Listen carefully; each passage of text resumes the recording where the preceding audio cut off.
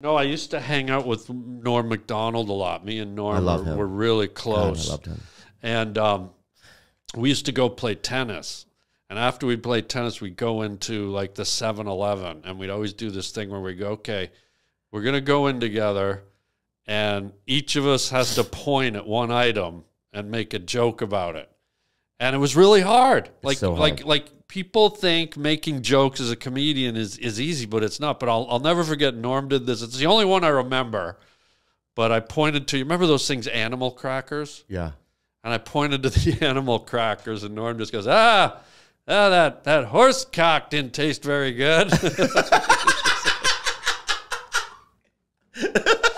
There's a lot of guys who sort of all of a sudden are like real big players. Doing Norm, well, Norm got his own TV show. Norm's doing well. What? What? Do you hang out with Norm, or is it impossible? It's pretty impossible because he's crazy. He is. In L.A., I call him and he goes, I go, what happened last week? I called you to go on. You called me?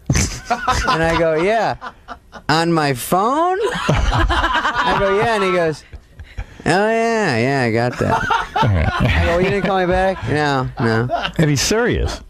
Yeah, he's crazy. And yeah, I know. Like, I have him on the show. I love him, though. He's the funniest guy around. I think you need to be kind of crazy to be really funny. He is very funny. I love him, too. And he has a gambling problem, you know. Yeah. He was telling us how secret. He was all excited that he had $80,000. He won $80,000 in Vegas, but he had lost like $100,000 on basketball. Right. And that's on nickel slots. That's how serious he is. Did you always know he had a gambling problem? Mm-hmm. You did. When did you know that? At Saturday Night Live? I first knew he had a pee in a bottle problem. Right. Remember that? You always talk about Yeah, it's that. great. And then I Does he still save his urine? Do you know? I don't know. He used to put it in Ziploc baggies, sign it, and send it to fans. Is that true? No. Oh. But he did. He would take, after Saturday Night Live, they give you a car, a limousine, if you want to go to the party, and he would take it to Atlantic City. Really? Yeah. He's a hard ass. He's hardcore, dude. I know he'll even get into fist fights. And then he'll stay at a table for hours and hours. What do you think of that? I feel lucky. And then you don't even know if he's married or single. It's never really clear. I don't know, but I know girls like him. He's you know, when you're something's that wrong, they pick up on it and like it. They like the tragedy of that. Fixer-upper, yeah. Right. Yeah, I'm gonna make him a regular guy. Right, but it never worked. So one time I had to open up for him this was at a casino. We were doing like a casino gig in Shawnee, Oklahoma. Wow. And Cherokee Creek Casino, I think. And it could have, I don't know, this cool lady that I think maybe tried to make love to somebody, but she also helped us get the gig. And Norm was fucked up. I think that when he went on after me, and like I don't even think for the first 7 minutes I don't even think he said anything, right? But the crazy part was the next day we had to play cards too the next day. You had to like be there for the weekend, you know. So we go to the card tables and Norm's like, man, there's a lot of good pussy in here. And I don't know him really well. So I'm looking around this room, bro. There is zero attractive women, right? There's zero attractive men, okay? Right. So it's not, even if you wanted some ass pussy, there's nothing. Yeah, it's a casino. And it's a gambling game. It's poker. Yeah. 5-card poker, you know? So... Yeah.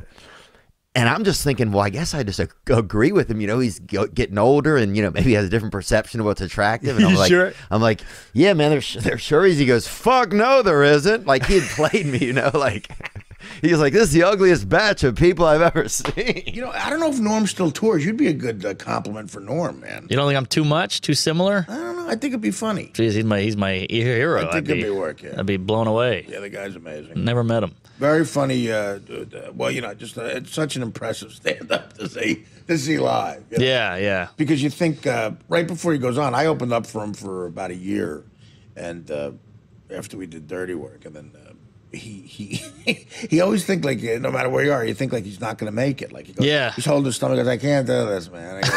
I'm not going to make it here. I don't want to go on. I don't want to go on. I want to quit. Like, he'll be fine. He'll be fine. And you got to push him in front of the microphone, and then he does an hour and 45 and like destroys. Doesn't take the mic out like this, like and then he just leaves. Yeah. You know. I saw him at Caroline's when I was broke. I was poor. I wasn't even in the club, so I had to pay the real fee. You know, I couldn't be like, I'm a comic. They didn't know me. I know. And you mean the fair prices over there too? Yeah, right. I spent like $70. That's great when you're broke. Yeah, and I went and saw him, and he was killing, and he got heckled in the middle of the show, and he's drinking a Coca-Cola, and he just goes, "It's dead silent. There's tension. Like, what's he gonna say?" And he just goes, "I don't know what to do about that," you know. And then he goes back to the act. I've never seen anyone handle a heckle like that. I don't know what to do about it. Yeah. Now sometimes I just go, ah. Funniest guy on the planet. No, he really is. He's up there. He's up there. He's very, very funny. He's a fun guy to talk. See, doing the road with a guy like that is fun for the late night conversations that last till 6 in the morning about show business, about who he hates. Yeah, like you start talking about who you hate. Yes. Oh, it's fantastic. That's the funnest stuff. Oh, and who sucks and who you hate and this and that and the other thing, and then of course Norm stories. I got 2 good Norm stories. Good. My first comedy club gig ever is in Catch a Rising Star, Princeton. And Norm Macdonald, this is 1990 or 91. Norm's done a few local talk shows in America, small time, but he hasn't made it in America. He's kind of got a little following, but now he's starting to headline in America at comedy clubs.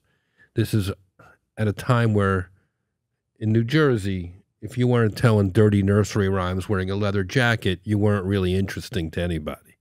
But here's Norm, this goofy Canadian accent, really telling these long, weird bits for 8 shows.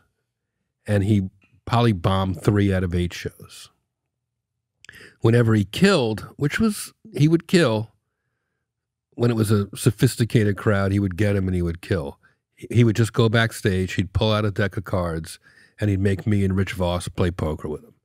When he bombed, Norm would go to the exit and say goodbye to every single person who left. Just to be weird and make us laugh and be awkward for the people.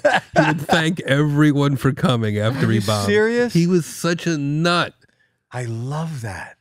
That's a committed person. But that's what I love. You were Norm's assistant? And I was Norm's assistant, and I wish I could like go back to you those got any days. Norm stories? Yeah, I hear this is my best Norm story. Yeah. So I went to the guys would like take me out, like Keckner and Norm and Spade, and they're all fucking gems, like really, really nice guys. They were always so nice to me, and I think they liked having me around because I was like a young kid, and I would laugh, you know, and I was just in fucking heaven. Like, so they'd take me out. They took me out one night, and they were getting drunk and whatever. And so I meet this Australian girl, and you know, we go back, fool around, whatever. And I come into work the next day, and I turn to Norm and I go, I'm gonna tell you something, man. I go, and don't tell anybody. And he goes, oh, yeah, I won't tell anybody, you know. And I go, like, last night, I went out with this girl, the girl at the bar. She goes, she snorted cocaine off my cock. Like that. And I was like, I know, I'm 20 years old or whatever, you know, and I'm like, I couldn't believe it. I'm in the city for the first time, you know what I mean? Like, yeah. And he goes, wow. He goes, oh my God, that's crazy. Cocaine off your cock. And I go, but don't tell anybody, you know, I don't want anyone to know. Like, and so then maybe like, I don't know, 5 minutes later, the fucking UPS guy comes in, you know, with the packages or whatever. And he's like, oh, hey, Daryl. And he's like, hey, Norm, how you doing? He's like, hey, you see this guy right here? Guy likes to get cocaine snorted off his cock. And I was like, you know, now I wouldn't be embarrassed, but I'm fucking mortified. I'm like, I'm going to get fired. Yeah. And he did it. He did it for like 3 months. To everybody. At any point, like I'd be standing there with the jokes. He'd be like, Jason, go get the jokes. And he'd be smoking in the hallway, and he'd be like, no. Because, you know, he fucking had like a really high bar for jokes. And fuck that. I'd be like, oh my God. And then there'd be like a page standing next to him. He'd be like, hey, you know, Jason? Guy likes to have cocaine snorted off his guy. So fucking funny. He did it to my mom. He said it to my mom once. No. Yeah. And then I remember because the other part of the job was that I would work the door at the parties. And my mom came down for the party. At the after party. The after party. Yeah. And she, and I was trying to keep Norm away from my mom so he wouldn't say that to my mom. And of course he goes, you know, Jason likes to have cocaine. Snorted off his cock. And my mom was great. She goes, well, I bet you do a lot of weird stuff too, Nom. Can you share some of the stuff? With Norm? Yeah. Yeah. That you have with Norm? It was just, he reached out. He was a big, when people were going through it, Norm was one of the guys that would always reach out. And Yeah, that was it. Just reached out. He sent me some cool stuff about like funny will win. Yeah. That was the coolest shit ever. Yeah. Yeah, He that's was amazing. like, there's a war right. I don't want to spill the beans on a nice thing, but it was like, You guys had a private thing. yeah, it was cool. But and he it was ended, very supportive yeah, when you were and going he through your spoke stuff. like poetically. Yeah. It was awesome. Yeah. And it ended, one of the messages ended with like, in a war for comedy, I think the ones with jokes will win. I was just like, yo, Yeah. That's fire. Norm Macdonald is king. Yeah. Yeah. And he amazing. in no way has to do that. No, You know what I mean? No. To reach out, especially at that time, I thought was really cool. it was 2 years ago. I mean, he had, Yeah, as he's battling something, no disrespect, Yes. way worse. yeah. You know what I mean? He's like, hey, Yeah. you need help? I was with Adam Egget most of the time in Austin. The guy, you know Adam? Yeah. From And- the store, right? Yes. Yeah. So me and Adam went to the Cowboys Eagles game, and we were hanging out, and the whole time, because he was best friends with Norm. Yeah. So he was like Yeah. going through it, but he went through it the same way as like we just talked like Norm the whole time. Like the whole game, we were like, you must have. Yeah, you got hit pretty hard. You know what's worse than getting hit like that? Blood cancer. It's no good, that blood cancer. Just like that the whole time. It was great. I hope that wasn't sharing too much for Adam. No. But it was fun. Norm's the best. Yeah. Well, it was, but he died of fucking. Oh, right. I forgot he fucking vanished. Yeah. Norm. Yeah. Classic. Nah, he's a fucking man. I remember it was me, him. He came to. I think he was doing a show with Spade in Irvine, and I went to go watch, and he came.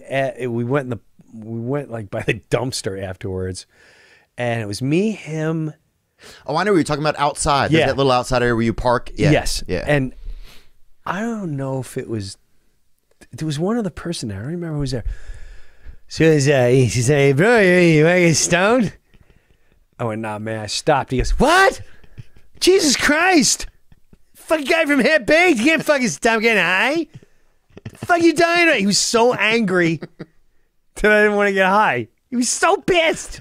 He was genuinely pissed. The fuck is that? Who the fucking bro? You can't fucking get high. Jesus Christ! The fuck is you trying to get? Jesus Christ, bro! What the fuck?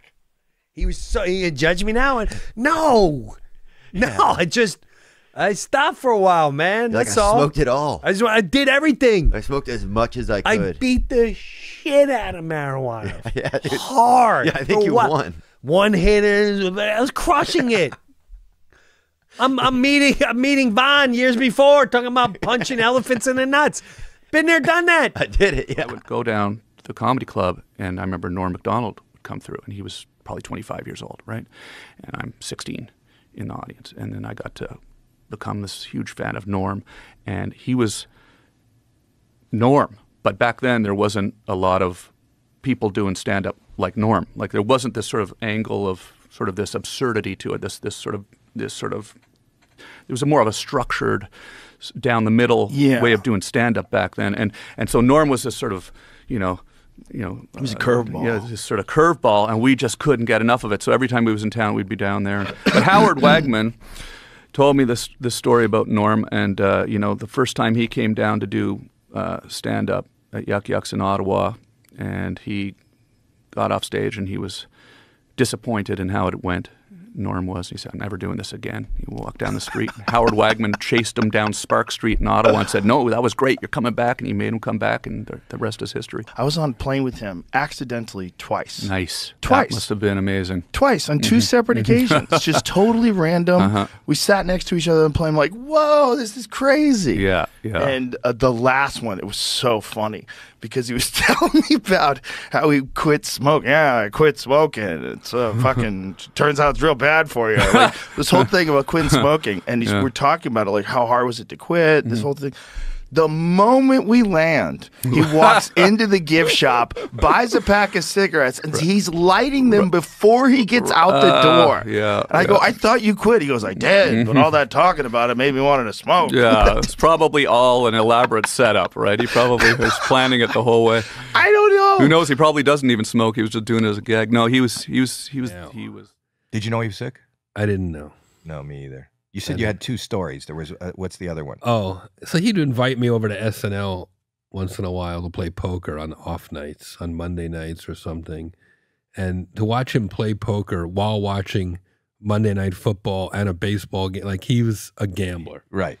And I guess somehow one time I found myself on a tape night on a live SNL. I'm in the hallway with a bunch of pages, writers, you know, basically plus ones filling out the hallway. I don't know if you know, I'm sure you've been up there enough to know that where the reception is, there's a lot of hubbub. Right. You can go to the dressing rooms this way, and to the right is the studio, and you know, makeup, and there's a lot going on. Yeah. I believe Rosie O'Donnell was hosting SNL, and her very best friend Penny Marshall was there to support her.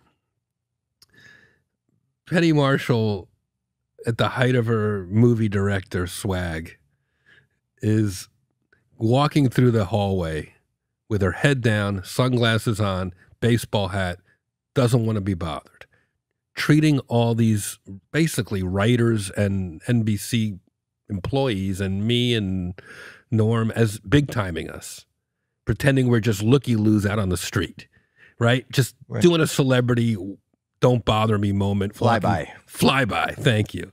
And Norm picks up on it, and he just starts pointing and screaming, Laverne! Laverne!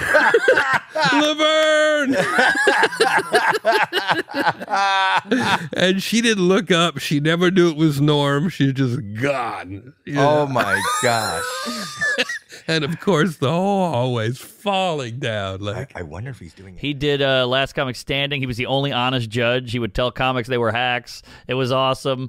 The comics hated him. Joe List did it, and he goes, Joe, you're a very good writer. And Anthony Jeselnik goes, hey, Joe, that Norm just called you ugly, which is such a great line. Damn. But, oh, my God. I met him twice, and the first time I met him was I was doing this comedy-style competition at Caroline's, and it was the Final Four. It was me, Dan Soder, who eventually beat me in the final two. It was me, Soder, Nick Cobb, and Adam Newman. Wow. And Norm Macdonald was just chilling in the crowd, watching. Damn. And he couldn't have been nicer. He was so freaking nice to all of us. Yeah. Complimenting our acts, being like, man, I could never do this type of thing, you know. Ah. So cool. And then the other time I met him was on Last Comic Standing when he was a judge, and I got eliminated in the first round. I had a pretty good set, better than a lot of people who moved on, but it's NBC, let's face it. That's how it goes. But I remember I had one joke that Norm singled out and goes, that joke is gold. And that to me was like, it was, to me, I didn't even feel that bad. I got locked off because I was like, Norm Macdonald, who is the judge that I connected to his work the most, it was Roseanne and Keenan. I connect to Roseanne's politics, of course, but no. But it was Roseanne and Keenan Ivory Wayans, and like obviously I love In Living Color, but Norm, I'm a comic. Norm was the guy I connected with, and the joke he loved was I said, you know, my last girlfriend was a hoarder, and she broke up with me, which stings extra hard. I'm like the one thing she can get rid of. And he said he loved that joke, and then I got Keenan kind of digged me in the last comic thing. He said, I like some of your jokes, but not all of them. And I said, well, I loved all your scary movie films. And I got a huge laugh. And he said, I only did the first two. And I was like, all right. I remember I saw Norm in like the food. Yeah. He couldn't let it pass. He couldn't take the L on that one. I knew I was out after that. Right. And then I'm walking through the thing. It was like a break. I guess they were taking a break, the paid audience. And I see Norm, and he goes, I really like that you dug it. Oh. So that was a special moment. He's the real deal. He really is. Yeah, I think he could tell. And I said I met you once at Caroline's, and I told him I really. I was there for one of the greatest Norm moments in comedy history. I think he was kicked. He was kicked out of Nebraska. That sounds realistic. And you can maybe look it up later. Where it says Norm Macdonald was kicked out of the state by the governor, and he went on Letterman to talk about it. And I want to say it was like 1996 because I just finished my first year at SNL. It was 95, so it was the summer of 96. And I remember going on tour. There you go. You saw it. Go down. Yeah, kicked out of Iowa. That's me talking about it. Okay. But anyway. Should we look on a video or should we? No, don't look at that. I want to see the real. There has to be a headline. How Norm Macdonald got kicked out of Iowa? Yes. Okay. Gazette. There you go. Okay. All right. So many were disgusted, some were delighted. So he's supposed, now you understand something, okay? Mm-hmm. This is the first time me touring with a star. Okay. We go to the airport and people are like, oh my God, you're Norm Macdonald. I'm like, wow, this is everywhere we went. Oh my God, you're Norm Macdonald. We show up at the university. He's like, I got to go golfing with the fucking governor tomorrow. They want me to fucking golf. Fucking governor? Yeah, what is that game where you fucking hit the right? thing? So I'm like, he's with a governor. This is huge. Who gets to say that? So it's me, Daryl Hammond, and him. And you wait, both of you guys went? We're on the sorry. gig. Okay. We're going out. He's telling us. Hammond, yes. And so we get to the gig, and is packed. And they go, now listen, there's kids here, and there's students and alum and the dean and all these people here. So that's the worst. they're like, yeah, clean. I get it. No worries. I go, we're in Sunny Lake. He goes, that's why we got you guys, because you're used to live TV. Blah, blah. So Daryl goes up first, does his 20 minutes, does impressions, does his comedy. Hilarious. Mm-hmm. I go up, do my 20, feel great, crush it. Norm goes up. I'm not even exaggerating. The first thing he says, he goes up, he goes, I'm preparing. I'm like, this is going to launch my career. Are you kidding me? This is going to be huge. I'm going to be all. He goes, fucking, where the fuck are we? First person to even curse.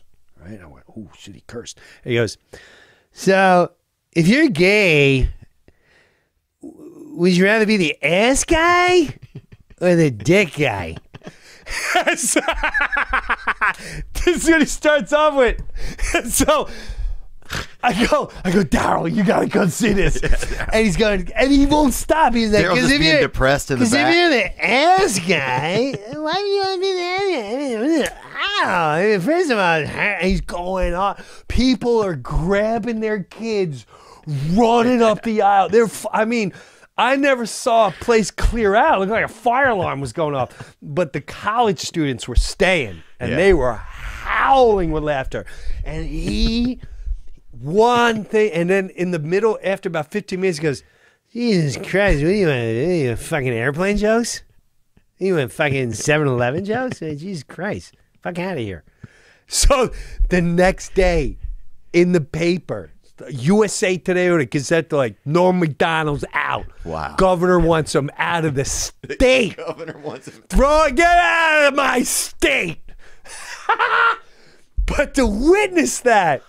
To have someone like that appreciate what you, especially because my story with Norm it doesn't start out great, because I did Last Comic Standing in 2000 and whatever, it never aired.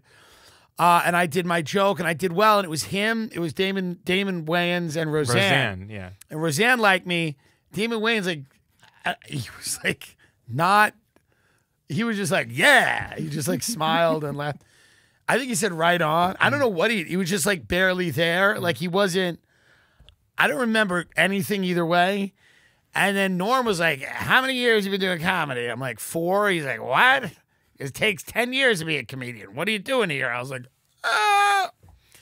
And I remember that was the biggest gut punch I got in stand-up. And I remember being at the Hilton by where they shoot all those shows. By where is that? Universal City? Yeah. That area? Yeah. I was in the Hilton, and I was just like I couldn't even eat. I was like, this is horrible.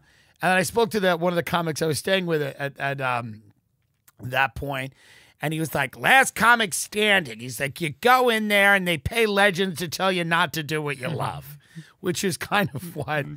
But I got over it. I kept doing it. And then he became a fan of us later on and a lot of shit we were doing. And he was right. You know, I was a 4-year, 5-year comic then. It's like, you do need more time to mature. But he used to speak in his spade when we did, all staying at the hotel in Boston, this nice hotel. And one day we were just sitting in Spade's room because he had a big room, you know? Yeah. And we're all sitting there, and then suddenly the door rings, and it's like $800 worth of like steaks and stuff like that. And then Spade's like, I don't think I ordered this. Norm goes, I ordered it. I figured you said you were hungry before. And he's like, and he would do it all the time. Spade, and then Spade would just be like, so funny along, like, yeah, I don't know if I wanted to pay for everybody's eat. These people I don't even know. Like, yeah, I figured we'll have you're hungry. Everybody's probably hungry. You guys are hungry. You just be sitting there and you eat like the steak, like just cut it like, like cartoon technique. Yeah, right. This is good steak. With his oversized T-shirt. And it would play off each other.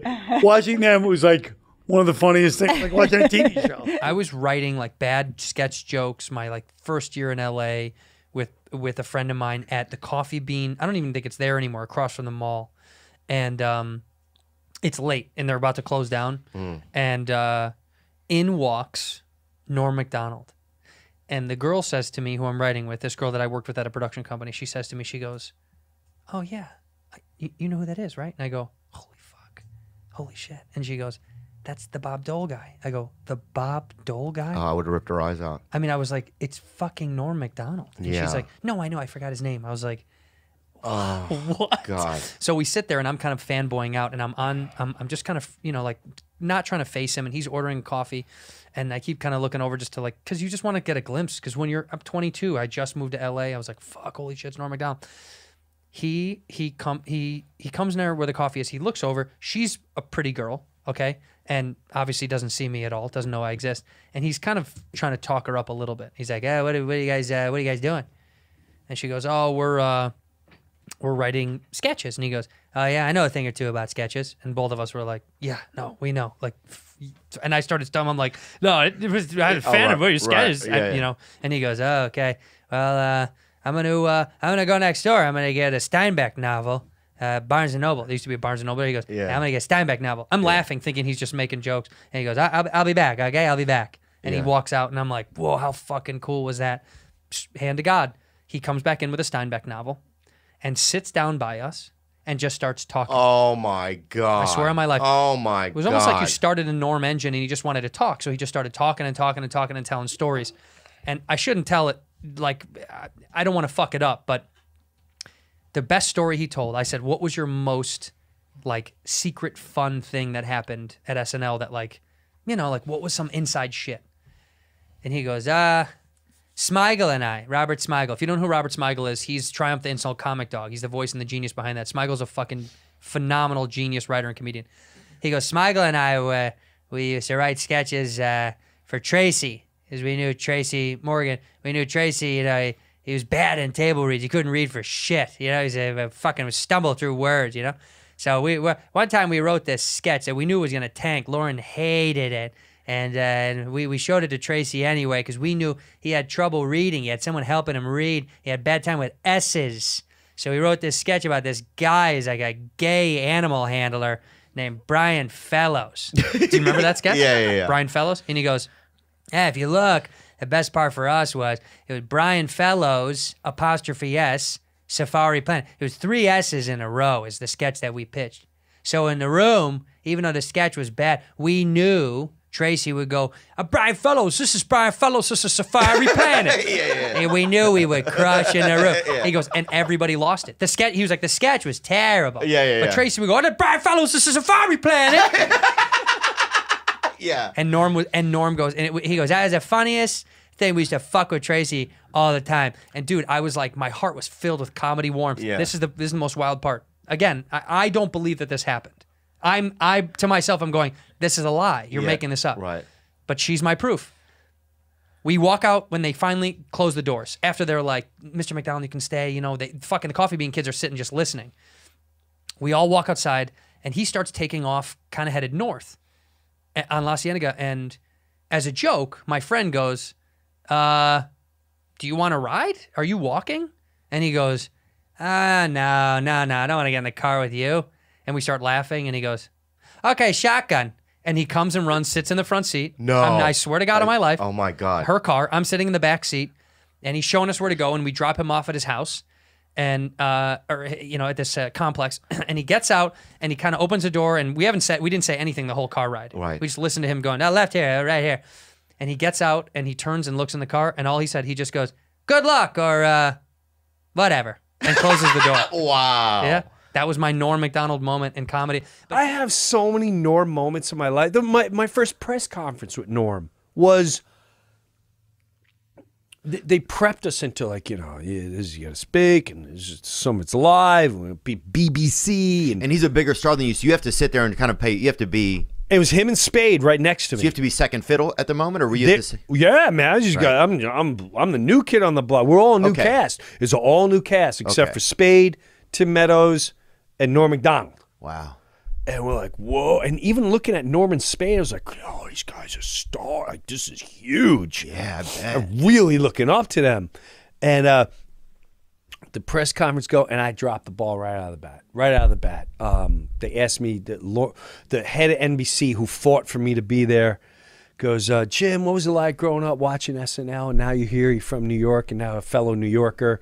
I said, I didn't watch SNL growing up. Well, you can hear. I was like, oh, I saw Laura. I went, oh, that was Spade went, so he said, and I knew right away, like, oh man, that was really bad. That was bad.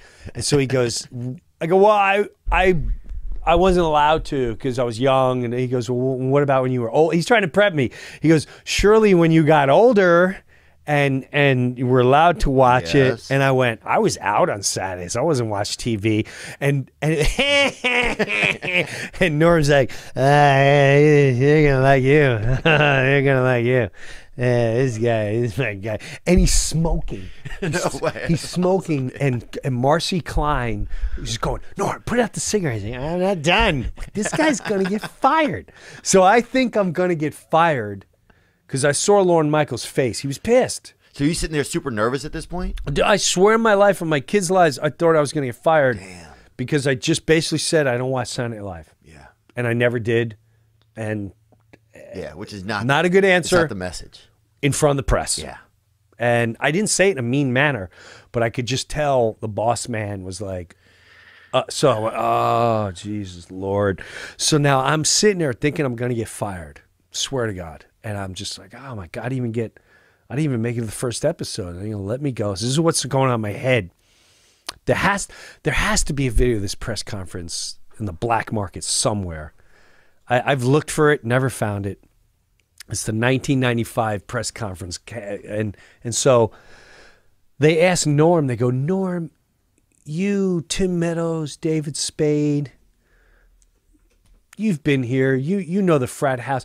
Everyone knows SNL is a frat house. What kind of practical jokes you got lined up for these new cast members?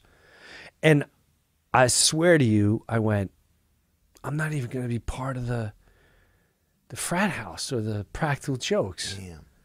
And Norm goes, first of all, he's annoyed. He goes, practical jokes? Is that what you asked? What kind of practical jokes? Well, first we were thinking about anal rape. You know?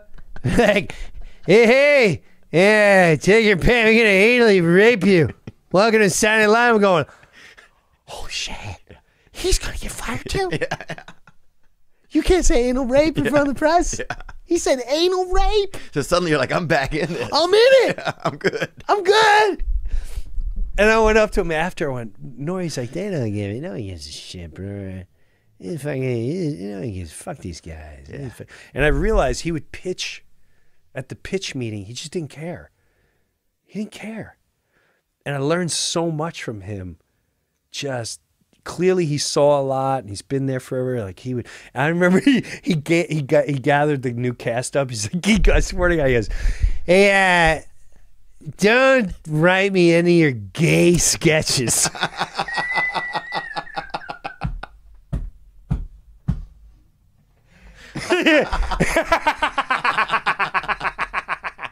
He goes, I'm telling you right now, when I do a sketch, it's getting you on. But don't put me in any of your gay little sketches.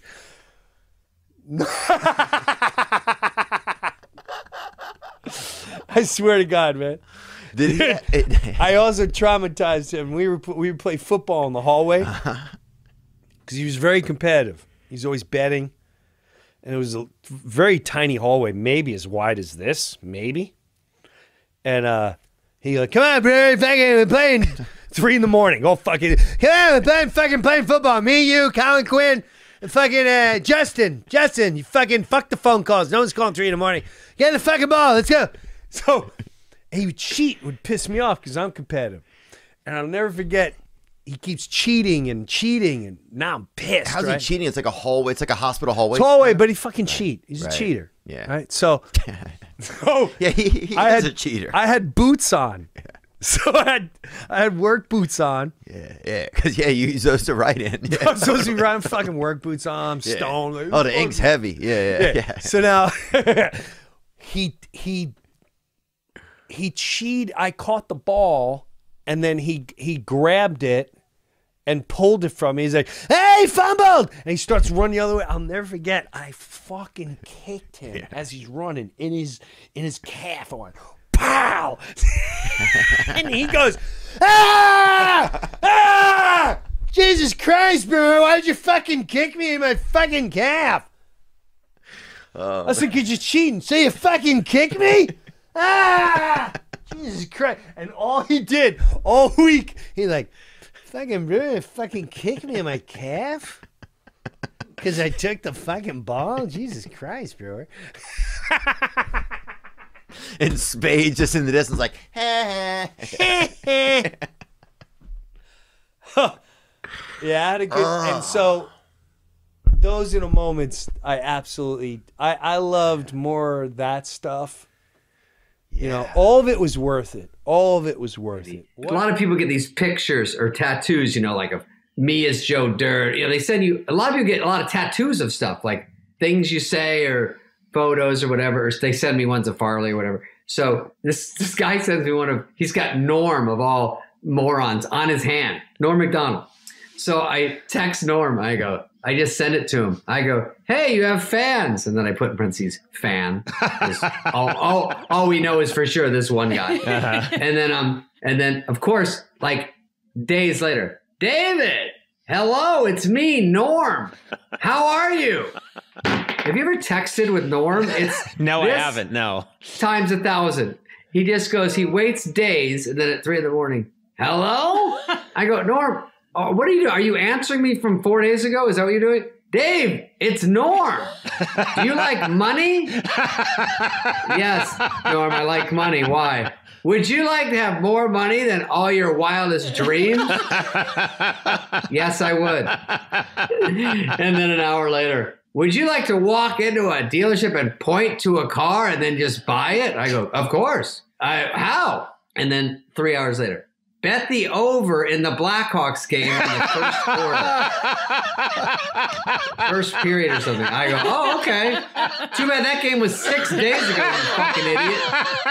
When Norm Macdonald, I wonder what you think of this. He said, "Do you want to?" I think he was talking about Bill Maher. There are a number of comedians you can do this with, I suppose. But he said, "Do you want to be a comedian or do you want to be a smart guy? Do you like you? Are you going to pick? Are you going to pick? Where are you philosophically on that?" Oh, I want to be a smart guy. Like Norm, and I love Norm Macdonald. He is my hero. He is one of my idols. We worked together on Last Comic Standing and did not get along. I took the job to work with him. Our philosophies were very different, and you know, his criticisms of the other comics. He was a judge. I was the host. I was surprised by, and so just very different philosophically. All the respect in the world for Norm and what he did. It was amazing. I never try to replicate what he. No, not that I would change anything about Norm Macdonald. It's very different. You didn't get along, though. You thought you were going to get along. You were hoping to get along, and one of your heroes. I wanted to be best friends, but I think we were both, and we figured it out. But I think we were both a little disappointed in the job we had taken, and saw the other comedians on the show, and we're like, "Fuck, what are we doing here?" And so we were both not in the greatest of moods, and then would butt heads a little bit. Like I don't. Just because he's my idol didn't mean that I backed down at all. I kind of treated Last Comic Standing like it was my show, and no one else thought that. And so yeah, we were gonna butt heads, but that's okay.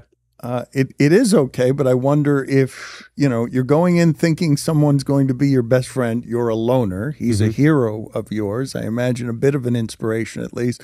And yes, of course, it's okay that you didn't get along, but it would have been better than okay if you had. Sure, but it didn't make me like him less or respect him less. It was like this is an issue of mine and his. Like neither one of us had a lot of friends or was around people a lot of the time, but yeah, I think just right off the bat, I think he said something. I made fun of him for it. He wasn't happy about it, and I was like, I'm going to keep making fun of you because I took this job. And I'm not just gonna sit here and like let you take over. And that was it was a tough week. We did 8 episodes of that show. Yeah. And neither one of you liked being there because you thought the show was going to be something different, or you thought this particular thing, once you realized it wasn't up to your standard, you're like, what have I done? Or I think Norm and I thought this was going to be like the Norm. I thought this was going to be the Norm and Anthony show where the comics go and perform, and they're all bad. Like they're all like young comics doing 3 minutes. It's not like the comics were bad, but it was still all about them. And if the comics were really bad and we said something funny about it, then that whole thing was cut from the show because they only wanted to show the good comics.